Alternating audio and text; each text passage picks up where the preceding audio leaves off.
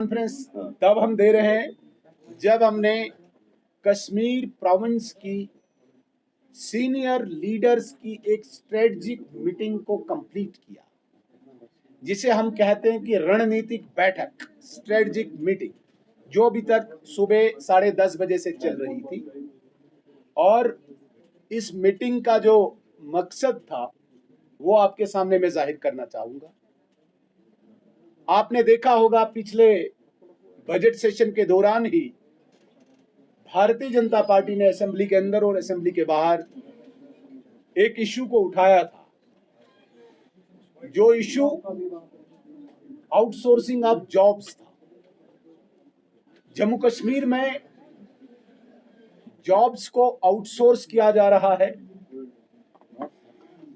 और असेंबली में जम्मू कश्मीर के वजीर आला ने मेरे एक बयान के बाद इस बात को कबूल किया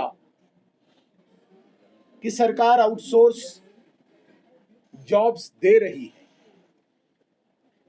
और इस बात को भी कबूल किया कि अभी तक 25,000 नौजवानों को आउटसोर्स के जरिए जॉब दिया गया है। भारतीय जनता पार्टी इस आउटसोर्सिंग के इस पूरे प्रोसेस को, इस पूरी प्रक्रिया को खंडन करती है, कंडेम करती है।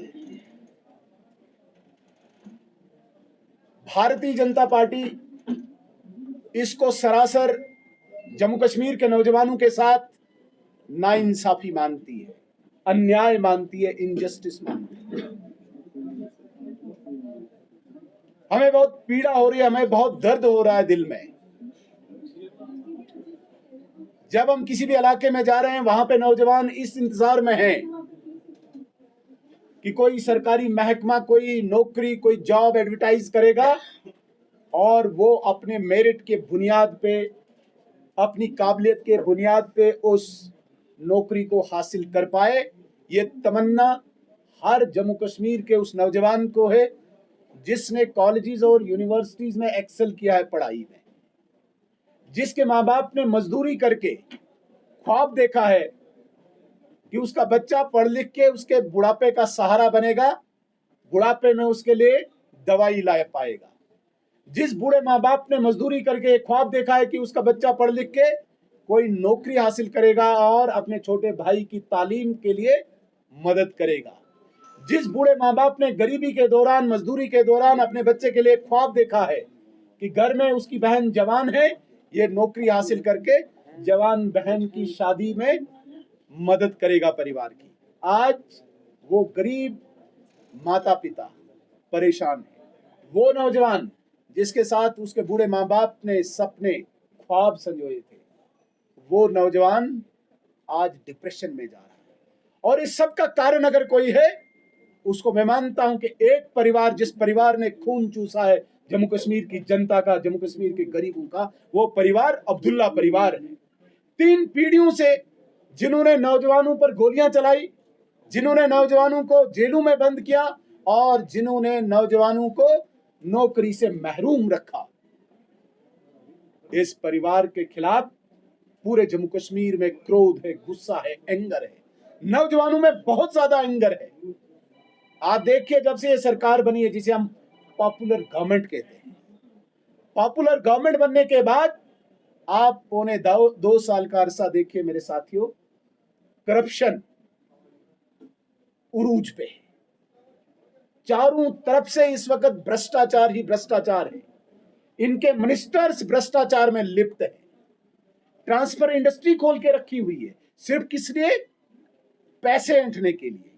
और ये करप्शन सिर्फ मिनिस्टर नहीं, ये इस परिवार के खजाने में चला जा रहा है। मैं आपको वसूख के साथ आज कहता हूं, इनका 1 पॉइंट प्रोग्राम है।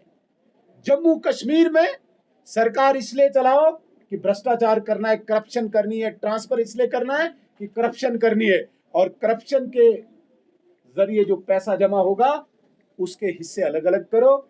एक हिस्सा मिनिस्टर रखेगा, एक हिस्सा अफसर रखेगा, और एक हिस्सा इस परिवार के, इस खानदान के खजाने में जमा होगा। ये मैं वसूख के साथ कहता हूं, बड़ी रिस्पॉन्सिबिलिटी के साथ कहता हूं। ये हमारा ये हमारी बदकिस्मती है कि जिसको हम पॉपुलर गवर्नमेंट कहते हैं वो करप्ट गवर्नमेंट है, करप्ट मिनिस्टर्स हैं, सबूत हैं इस वक्त एजेंसीज के पास। हम गुजारिश करना चाहेंगे जितने भी इंडिपेंडेंट इन्वेस्टिगेटिंग एजेंसीज हैं वो सामने आए और इनको बेनकाब करें, इनको नंगा करें, वरना इस परिवार ने जहां पे 1 लाख से ज्यादा यहाँ पे कत्ल गारत किए हैं, वहीं दूसरी तरफ से अब नौजवानों के साथ अन्याय करके, नाइंसाफी करके उनको डिप्रेशन का शिकार बना रहे हैं। बदकिस्मती ये है, जिस सरकार को जवाबदेही यहाँ पे देनी चाहिए थी, जम्मू कश्मीर के इस प्लेटफॉर्म पे जवाबदेही इस बात की देनी चाहिए थी कि पौने 2 साल गुजर गए, आपके 10 किलो अनाज किसी को नहीं मिला। पौने 2 साल गुजर गए, आपकी 200 यूनिट की बिजली किसी को नहीं मिली। पौने 2 साल गुजर गए, आपकी 1 लाख नौकरियां किसी को नहीं मिली। पौने 2 साल गुजर गए, आपके 12 सिलेंडर किसी को नहीं मिले। अपनी नाकामयाबियों को छिपाने के लिए एक शगुफा और तैयार किया। समझ ही नहीं आता है इस परिवार के शगुफे पे क्यों जम्मू कश्मीर की जनता आज भी आकर्षित होती है, अट्रैक्ट होती है। इन्होंने कितने ड्रामे किए, 3 पीढ़ियों से इन्होंने ड्रामे किए, आप देख लीजिए। और आज ये तीसरी पीढ़ी जिस प्रकार का ड्रामा कर रही है कि इस जवाबदेही से भागकर वो दिल्ली में जंतर मंतर पे एक ड्रामा करने जा रही है, एक अयवाश करने जा रही है। क्या बात करते हैं आप? स्टेटहुड, जिस स्टेटहुड की आप बात करते हैं, जिस स्टेटहुड के नाम पे आप करप्शन कर रहे हैं, जिस स्टेटहुड को आगे आप पेंट करके दीवार को रखते हैं और उसके पीछे सिर्फ सरकार इसलिए चला रहे हैं कि आप लूटें जम्मू कश्मीर को। आप नौजवानों के नाम पे, आप आउटसोर्सिंग के नाम पे अपने कारकुनों को नौकरी दें, आप आउटसोर्सिंग के नाम पे अपने कारकुनों के रिश्तेदारों को नौकरी दें, कोई मेरिट ना रखें और फिर उसके बाद वजीर आला साहब ये कहें कि नहीं आउटसोर्सिंग बैकडोर नहीं होता है। क्यों नहीं होता है भाई? कैसे नहीं होता है? आपने डेली वेजर जब लगाए, आज वो रेगुलर की डिमांड कर रहे हैं, तो किसके अगेंस्ट करेंगे? वैकेंसीज के अगेंस्ट। मींस ये स्कैम है, ये सिर्फ बैकडोर अपॉइंटमेंट नहीं है, ये अपॉइंटमेंट स्कैंडल है। पहले आप आउटसोर्सिंग के नाम पे उनको अपॉइंट करो और उसके बाद रेगुलराइजेशन के लिए मुहिम चलाओ और रेगुलर करो। और जो मेरिटोरियस है, जिसने पढ़ाई में एक्सेल किया है, जिसने अपने माँ बाप के बच्चों का, अपने माँ बाप का ख्वाब पूरा करना है, उसको बेचारे को डिप्रेशन के अलावा कुछ नहीं मिलेगा। जब इस जवाबदेही के लिए आपको लोग सवाल पूछते हैं, आप बोलो जंतर मंतर पे हमें स्टेटहुड लाना है। बड़ी बदकिस्मती है, बहुत बदकिस्मती है ये।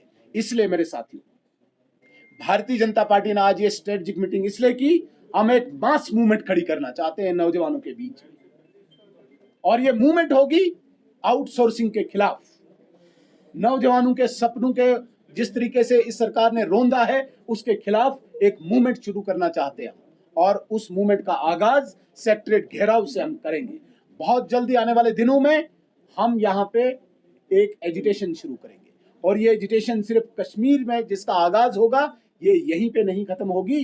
ये मूवमेंट मोहल्ले मोहल्ले तक, गली गली तक जाएगी, नौजवानों के बीच में जाएगी। सिर्फ इंसाफ की लड़ाई होगी, नौजवानों के इंसाफ की लड़ाई होगी, नौजवानों के हक की लड़ाई होगी। इस हक की लड़ाई और इस इंसाफ की लड़ाई का आगाज कुछ दिनों में हम कश्मीर के सेक्रेटरीट से शुरू करने जा रहे हैं। लेकिन मैं इसलिए इस बात को यहाँ पे जोड़ रहा हूं क्योंकि तुरंत आजकल यहाँ पे एक नया शगुफा, एक नया ड्रामा इस मौजूदा सरकार ने, इस पार्टी ने खड़ा किया है। इसको लेटर लिखें, उसको लेटर लिखें, हमने जाना है दिल्ली, हमने वहां से स्टेटहुड लाना है। अरे स्टेटहुड भारतीय जनता पार्टी देगी, और हमारी कमिटमेंट है। आम जनता जो है, इवन कश्मीर की जनता, उसे भी ये पूरा विश्वास है कि भारतीय जनता पार्टी के जो सीनियर क़यादत है, वो जो कहते हैं वो करते भी हैं, और वो लेके आएंगे स्टेटहुड। बदकिस्मती ये है, ठीक मुझे पिछले 15 अगस्त 2025 की वो वजीर आला की वो स्टेटमेंट नहीं, स्पीच याद है, जिसमें उन्होंने कहा था कि नहीं स्टेटहुड के लिए मैं घर घर जाऊंगा और सिग्नेचर कैंपेन चलाऊंगा। बदकिस्मती है, 1 साल हो गया, क्या वो याद है? किसी ने याद दिलाया? मैं जर्नलिस्ट साथियों से भी गुजारिश करना चाहूंगा, जो जो ये कहते हैं, झूठ करते हैं, उसका उनको याद दिलाया करो। बहुत पुराना नहीं, इनके असेंबली के इलेक्शन के इस कैंपेन में इन्होंने कहा था कि मैं मीटर तोड़ दूंगा अगर कहीं पे मीटर लगा होगा। लेकिन उन्होंने क्या कहा कि मेरी आंटी के घर में मीटर लगा है, इसलिए सबके घर में मीटर लगना चाहिए। जो इनके घर में, जो इनकी आंटी के घर में हो रहा है, वही सबके घर में होना चाहिए। मैंने एक बार सवाल पूछा था, आपकी आंटी के घर में मर्सिडीज है, आप गरीब के घर में भी मर्सिडीज भेजो। आपकी आंटी के घर में 3 मंजिला मकान है और सब डेकोरेशन लग्जरी कंफर्ट्स हैं, आप जरा भेजो वहां पे भी। लिहाजा आपकी आंटी का कंपैरिजन आम गरीब की जनता के साथ नहीं कर सकते। और इसी तरीके से जो आपके कारकुन के रिश्तेदार आजकल जॉब हासिल कर रहे हैं और गरीब को आप रोंद रहे हैं और इस सब की जवाबदेही से आप भागना चाहते हैं, दिल्ली जंतर मंतर पे एक ड्रामा करना चाहते हैं, इससे अब जम्मू कश्मीर की जनता वाकिफ हो चुकी है। Bharatiya Janata party principal opposition party होने का दायित्व निभाएगी और नौजवानों के हक की लड़ाई, नौजवानों के जॉब की लड़ाई, जिसको आप आउटसोर्स कहते हैं, इसको हम अपॉइंटमेंट स्कैंडल कहेंगे, इसको हम अपॉइंटमेंट स्कैम कहेंगे। मैं तो चाहूंगा कि बड़ी सी बड़ी एजेंसी इसको इन्वेस्टिगेट करे और इनको बेनकाब करे, लेकिन जब तक इन्वेस्टिगेटिंग एजेंसी बाहर आती है, सामने आती है, तब तक भारतीय जनता पार्टी का फर्ज बनता है नीचे एक मोहल्ले से लेके सेक्रेट तक हम ये लड़ाई लड़ेंगे। इसकी शुरुआत और इसका आगाज हम कश्मीर से करने जा रहे हैं। मैं दोबारा एक बार आपके चैनल के माध्यम से जरूर ये बात जम्मू कश्मीर की जनता तक पहुंचाना चाहता हूं, इनके झूठ में आप नहीं आइए। इनको कहिए कि 12 सिलेंडर की आप बात कीजिए, इनको कहिए आप 10 किलो अनाज की आप बात कीजिए, इनको कहिए आप 1 लाख नौकरियों की बात कीजिए, इनको कहिए आपकी 12 सिलेंडर और 10 किलो अनाज, जो मैंने कहा 200 यूनिट बिजली की बात करिए। इसका जवाब मांगे, स्टेट फूड का जवाब आप बीजेपी से मांगे, बीजेपी आपको जवाब देगी। लेकिन जो इन्होंने झूठ का ये तिलस्म यहाँ पे खड़ा किया है, इसको गिराना इस वक्त जरूरी है। और उससे भी बढ़कर मेरे साथियों, आज मैं इसलिए बहुत परेशान हूँ, बहुत चिंतित हूँ। एक मिनट, बातें पीछे नहीं करो। इसलिए मैं परेशान और चिंतित हूँ क्योंकि आज गरीब के जेब को काटा जा रहा है करप्शन के नाम पर। आज आप तहसीलदार के ऑफिस में जाइए, बीडीओ के ऑफिस में जाइए, जेडीओ के ऑफिस में जाइए, डीएफओ के ऑफिस में जाइए, जो भी ऑफिस आप देखेंगे वहां पे सिर्फ पैसा लाओ, इधर से लाओ, उधर से लाओ, दाएं से लाओ, बाएं से लाओ, पैसा जमा करके हमने ऊपर पहुंचाना है, एक परिवार का खजाना दोबारा भरना है। तो कब तक चलेगा ये? इसलिए मैं चैलेंज करता हूं यहाँ की सरकार को कि आप अगर अभी नींद से नहीं जागे, आपने इस आउटसोर्स स्कैम को रोल बैक नहीं किया, इस ऑर्डर को, भारतीय जनता पार्टी आखिरी दम तक ये लड़ाई लड़ेगी। आप ये भूल जाएं कि हम चुप बैठने वाले हैं, आप ये भूल जाएं कि जम्मू कश्मीर का नौजवान आपको माफ करेगा। मैं गुजारिश करना चाहूंगा नौजवान को, मैं आह्वान करना चाहूंगा नौजवान को, across party line, across religious and regions line, आप आइए। लड़ाई कॉमन है, ये लड़ाई सिर्फ भारतीय जनता पार्टी की लड़ाई नहीं है, ये लड़ाई जम्मू कश्मीर के नौजवान के हक की लड़ाई है। इसलिए आपको आना पड़ेगा, सबको सामने आना पड़ेगा और इस लड़ाई में शमूलियत होके नौजवानों के हक को हमें लेना होगा, वापस लेना होगा, नौजवानों के साथ न्याय करना होगा और इस मूवमेंट में आपको हिस्सा बनना होगा।